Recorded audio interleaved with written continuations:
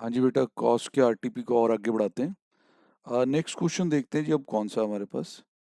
Sir अभी आ रहा है जी 10th क्वेश्चन, क्योंकि पिछला जो लॉकडाउन वाला क्वेश्चन है वो हमने किया था, उसके बाद अब 10th है। 10th है जी standard costing and variance analysis का सवाल। तो वहाँ आपको जिन लोगों को कॉन्सेप्ट क्लियर है तो वो तो बहुत इजीली कर लेते हैं। अब अगर इस चैप्टर में कॉन्सेप्ट की कमी है तो दिक्कत आएगी। उसके लिए मैं कहूँगा हमारी स्टैंडर्ड कॉस्टिंग पे काफ़ी वीडियोस अपलोडेड हैं बेसिक्स की। मटेरियल का वेरिएंस भी कवर्ड है, लेबर ओवरहेड सबके बेसिक्स कवर्ड हैं। मैं ऐसा करूँगा, इस वीडियो के डिस्क्रिप्शन में उन वीडियोस का लिंक भी डाल देता हूँ, आप जरूर उसे देखें, फिर नेचुरल आपको ये सवाल समझ आ जाएगा। LM Limited produces a product SX4 which is sold in a 10 kg pack. मतलब कि इस प्रोडक्ट का जो बेसिक सेलिंग यूनिट है वो 1 पैक है, और जो पैक का वेट है बेटा जी 10 kg है, अंडरलाइन कर लेंगे। The standard cost per packet of XS4 is as under. Sir ये स्टैंडर्ड कॉस्ट पर केजी नहीं दी हुई है SX4 की, ये पर पैकेट। और एक पैकेट कितने किलो का सर? 10 किलो का। तो अब जैसे मटेरियल एक पैकेट में 10 kg बोला स्टैंडर्ड ने, और एक पैकेट का वेट जो आउटपुट वेट है वो 10 kg है, और मटेरियल भी उसमें कितना लगना है? 10 kg। तो हम ये भी कह सकते हैं कि 1 kg प्रोडक्ट के लिए standard material required is 1 kg। ये पॉइंट आपको क्लियर होना चाहिए। अगर ये क्लियर रहेगा तो आप बहुत इजीली क्वेश्चन को समझ लोगे, मैं बता रहा हूँ। तो एक बार दोबारा देख लो। उसने बोला कि LM limited produces a product SX4 which is sold in a 10 kg packet. मतलब इसका जो पैक आता है प्रोडक्ट का, जिस तरीके से मार्केट में बेचा जाता है, एक पैकेट में बेचा जाता है, और उस पैकेट का वेट 10 kg होता है, 1 पैक का। उसके बाद उसने बोला कि स्टैंडर्ड कॉस्ट पर पैकेट। अभी स्टैंडर्ड कॉस्ट पर केजी नहीं है, पर पैकेट। मतलब कि 1 पैक अगर आपको बनाना है जिदा वेट, 1 पैक का वेट 10 kg है, उसके लिए रॉ मटेरियल कितना चाहिए वो आपके सामने बता रहा हूँ। सर रॉ मटेरियल उसके लिए चाहिए 10 kg। ये आ गया। इससे जो बंदा समझ रहा है वो ये देख पा रहा है कि आउटपुट 10 kg के लिए रॉ मटेरियल 10 kg है। अब अगर आउटपुट 1 kg बनेगा तो उसके लिए स्टैंडर्ड क्वांटिटी रॉ मटेरियल की 1 kg होनी चाहिए। ये ध्यान में रखिएगा। और सुनिए, अब ये जो लेबर है ये मैं सारा ही लिख दूं भाई, ये 1 पैक के लिए है स्टैंडर्ड, और 1 पैक का मतलब यहाँ 10 kg है। लेबर 8 घंटे at the rate 80 per hour, variable overhead 8 घंटे at the rate 20 per hour, then fix overhead. फिर लिखा हो budgeted output for a quarter of the year was 10,000 kg। मतलब बजट ये था कि हम 10,000 किलो बनाएंगे, एक्चुअल हमने बनाया 9,000। बजट से कम ज़्यादा हो जाता है, आपको पता ही है।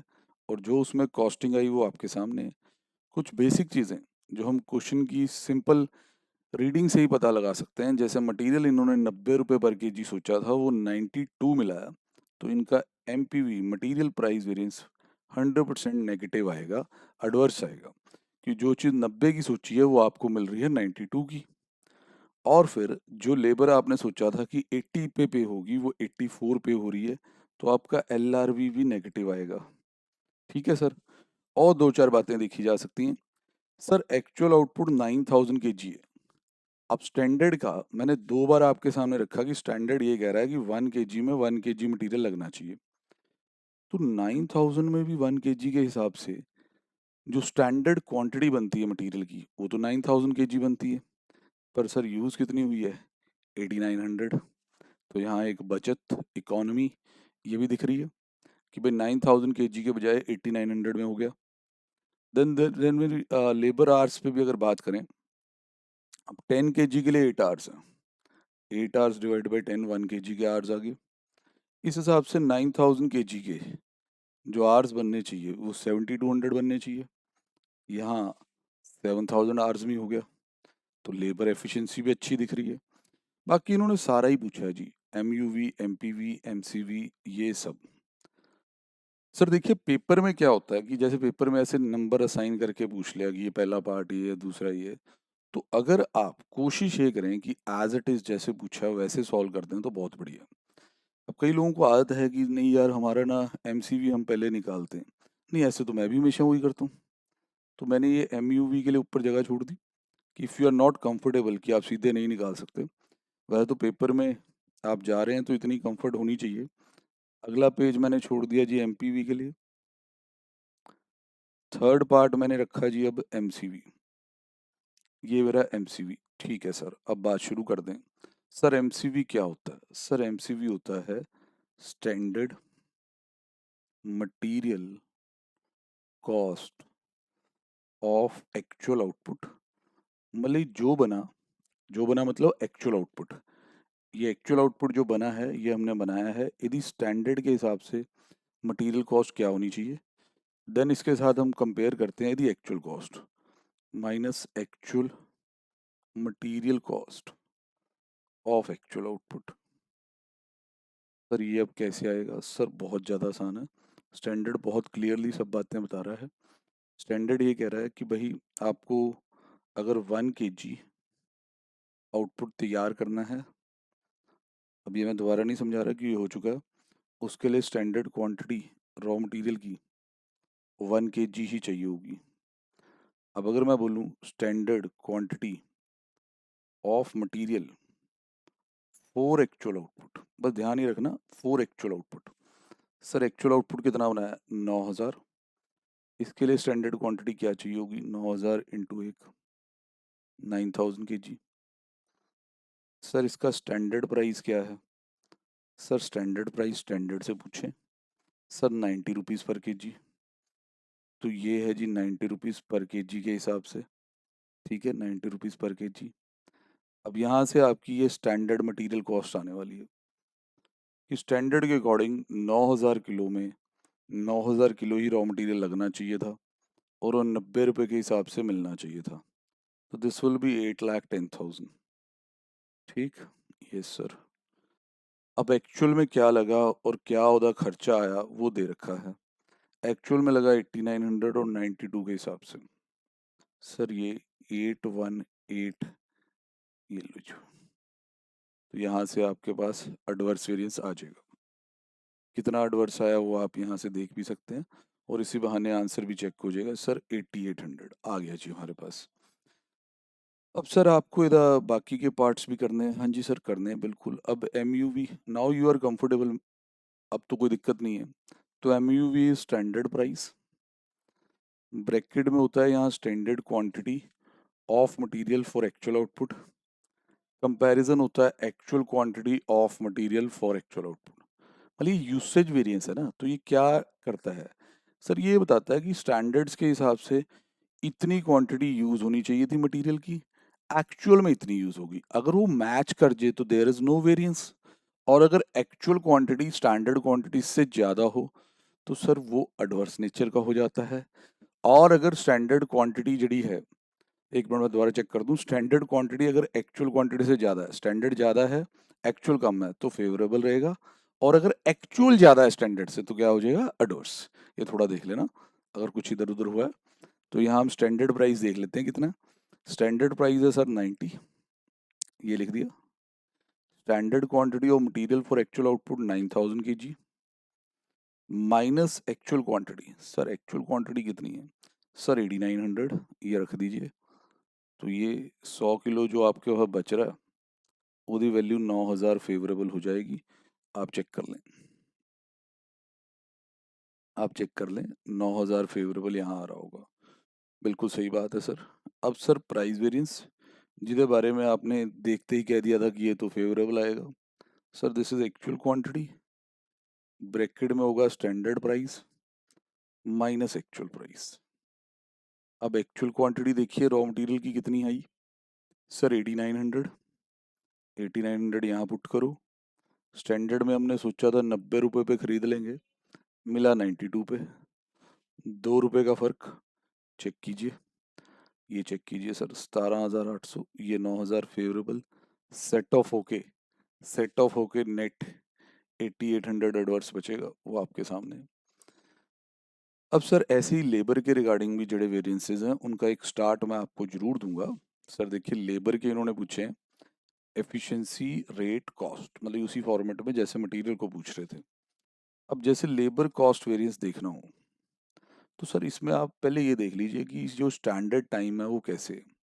ये देखो सर, ये जो 8 घंटे टाइम बोला ना, ये 10 किलो का एक पैकेट बनाने के लिए, तो 1 यूनिट का स्टैंडर्ड टाइम तो हो गया, 1 kg का स्टैंडर्ड टाइम तो हो गया 0.8 आवर। एक्चुअल आउटपुट का स्टैंडर्ड टाइम हुआ 7200। बिल्कुल जी, क्योंकि 9000 is the actual output, 0.8 into 9000। अब इस 7200 के टाइम की स्टैंडर्ड कॉस्ट, तो 7200 इंटू 80, ये स्टैंडर्ड कॉस्ट आ गई, माइनस यदि एक्चुअल कॉस्ट जो कि 588 है। चेक करते हैं, तो 7200 इंटू 80, 576 आ रहा। वहाँ जो खर्चा है वो 588 का है, तो ये 12,000 एडवर्स रहेगा। बाकी जी भाई आप यहाँ से चेक कर लीजिए, 12,000 एडवर्स है, प्रॉपर फॉर्मूले वगैरह सब लिख रखे हैं। ठीक है भाई, अब आपको बाकी के वेरिएंस भी मैं यहाँ एक बार समझा देता हूँ। अब जैसे एफिशिएंसी वेरिएंस, स्टैंडर्ड रेट जो कि 80 है, ब्रैकेट में स्टैंडर्ड टाइम 7200 आवर्स, 7200 आवर्स लगने चाहिए, माइनस एक्चुअल टाइम सर 7000, 200 घंटे की बचत, ये एडवर्स है, ए लिख देते हैं। ये फेवरेबल आने वाला, 200 घंटे की बचत 80 रुपए के हिसाब से 16,000 फेवरेबल, बहुत बढ़िया sir. Labour rate variance, sir rate variance में कैसे करेंगे सर? एक्चुअल टाइम देखो 7000, ब्रैकेट में standard rate minus the actual rate, तो 4 रुपये ज़्यादा, 28,000 रुपये एडवर्स, सेट ऑफ करके 12,000 आपके सामने, तो यहाँ आप चेक कर सकते हैं अच्छे से। तो ये रहा जी आपका लेबर रेट, ये 28,000, ये रहा जी आपका लेबर एफिशिएंसी। तो बहुत बहुत सिंपल है भाई। और आगे कहता है जी वेरिएबल ओवरहेड कॉस्ट वेरिएंस, सिर्फ ऊपर ऊपर से ही पूछा, मतलब कि तोड़ने के लिए नहीं कहा कि एफिशिएंसी और रेट निकालो, वो नहीं कहा, ऊपर ऊपर से ही लग रहा है। हाँ, इंस्टीट्यूट भी होपफुली यही समझा हो, कहीं इंस्टीट्यूट और ज़्यादा ही डिटेल में चला जाए। नहीं नहीं सर, जितना है उतना ही है आपके सामने, तो कोई बात नहीं। आओ सर अभी देख लेते हैं। सर सेम फंडा, वेरिएबल ओवरहेड भी हार्डली है यहाँ पे, तो उसका भी जो स्टैंडर्ड टाइम बनेगा वो बनेगा 7200 ही। फिर उसकी जो कॉस्ट बनेगी, क्योंकि उसका रेट पर R is different, 20 multiplied, compare this with the actual cost of variable overhead, sir 1,40,000। तो यहाँ से आप लोग देख सकते हैं कि ये 144 बन रहा है, 140 के साथ 4,000 फेवरेबल आ जाएगा। बोलो ही चेक कर रहे हैं, तो इसको हम यहाँ से आपको चेक भी करवा दें। तो वेरिएबल ओवर का जो वेरिएंस है, सर मैं चेक करना चाहूँगा, इंस्टीट्यूट एडवर्स लिख गया, मेरी कैलकुलेशन कहीं एडवर्स ना हुई हो। सर ये 144 है, अब एक्चुअल है 140, कम है कॉस्ट, तो सर ये फेवरेबल लिखें प्लीज़। ये थोड़ा ये देख लें, हल्की सी मिस्टेक है, ऐसी गलतियां तो आपको पता ही है चलती ही रहती हैं, पार्ट ऑफ द गेम है। अब इसके बाद जी फिक्स ओवरहेड की अब्जॉर्प्शन चेक कर लेते हैं। फिक्स ओवरहेड में जो 250 रुपये लिखे हुए हैं, वो वन पैक की अब्जॉर्प्शन है, 1 पैक में 10 kg, ये अब्जॉर्प्शन रेट पर kg आ जाएगा। इसको मल्टीप्लाई कर दीजिए 9000 से, एक्चुअल आउटपुट के अब्जॉर्ब्ड आ जाएंगे सर 2,25,000 अब्जॉर्ब्ड आ रहे हैं। कंपेयर दिस विद 260, 35,000 एडवर्स आ जाएगा सर, 35,000 चेक कर लीजिए। बिल्कुल सर, ये सही किया गया, इसमें किसी प्रकार की कोई भी गड़बड़ नहीं है। सर स्टैंडर्ड कॉस्टिंग के चैप्टर के हिसाब से ये बहुत ही सिंपल सा सम है, बहुत ज़्यादा सिंपल है जिसे हम ये कह सकते हैं। तो यदि मैं डिस्क्रिप्शन में, इस सम की डिस्क्रिप्शन जो वीडियो की बनेगी, अपनी स्टैंडर्ड कॉस्टिंग की कुछ वीडियोस भी डाल दूंगा। जो बच्चे इस कॉन्सेप्ट को अच्छी तरह नहीं समझ पाए हैं, या जिन्हें कोई फार्मूला बेस्ड अप्रोच करा दी गई है और वो अच्छा ज्ञान लेना चाहते हैं कि भाई ये लॉजिक क्या होता है, तो उन 2-3 वीडियोस को देख लीजिए, आपका स्टैंडर्ड कॉस्टिंग में कॉन्सेप्ट पक्का हो जाएगा।